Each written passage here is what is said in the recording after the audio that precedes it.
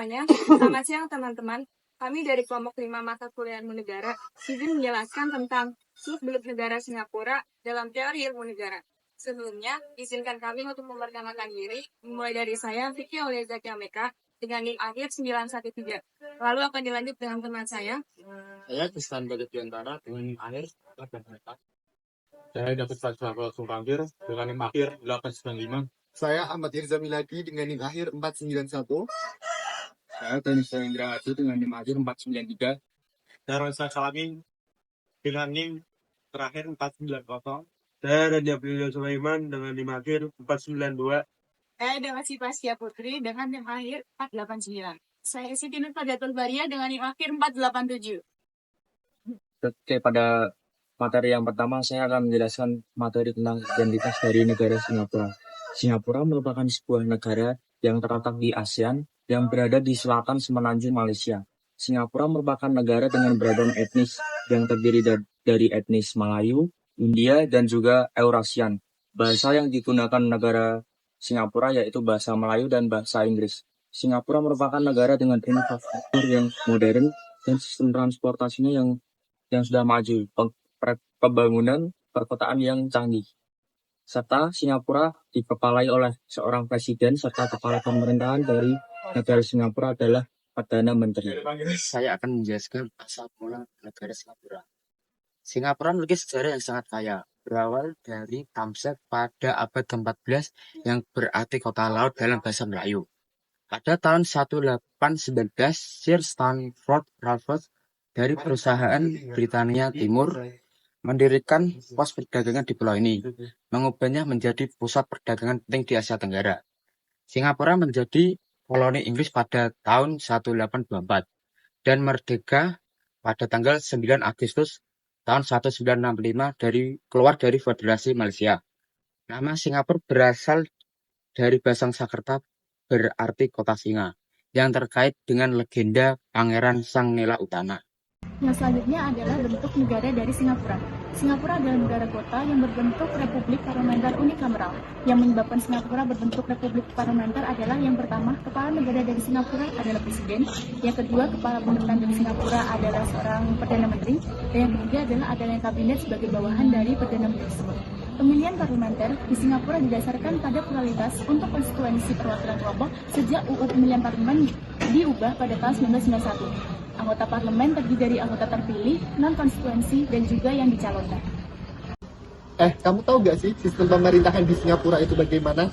Jadi sistem pemerintahan di Singapura adalah negara Singapura dengan nama resmi Republik Singapura, di mana pemerintahannya mengandung sistem parlementer dan mengandung sistem hukum Anglo-Saxon atau common law.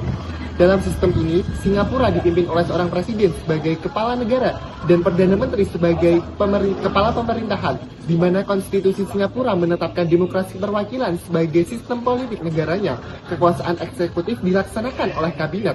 Dengan begitu, kabinet memiliki kewenangan mengendalikan pemerintahan dan bertanggung jawab secara kolektif secara parlemen. Nah, kalian juga tahu nggak sih bentuk pemerintahan dari negara Singapura itu apa? Bentuk pemerintahan dari negara Singapura adalah Republik Parlementer. Republik Parlementer adalah bentuk pemerintahan parlementer yang diterapkan dalam negara republik. Dalam hal ini, eksekutif memperoleh legitimasi dan bertanggung jawab kepada legislatif. Dalam pelaksanaannya, Republik Parlementer dan monarki parlementer itu sama, sehingga kedudukan kepala negara itu tidak bertanggung jawab kepada pelaksanaan pemerintahan. Nah, teman-teman, selanjutnya kita akan membahas unsur-unsur negara Singapura. Terdapat dua unsur negara Singapura.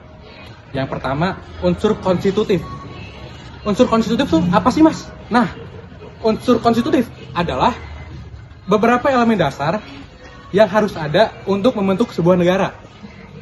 Di Singapura tersendiri ada 3 elemen dasar yang membentuk negara Singapura.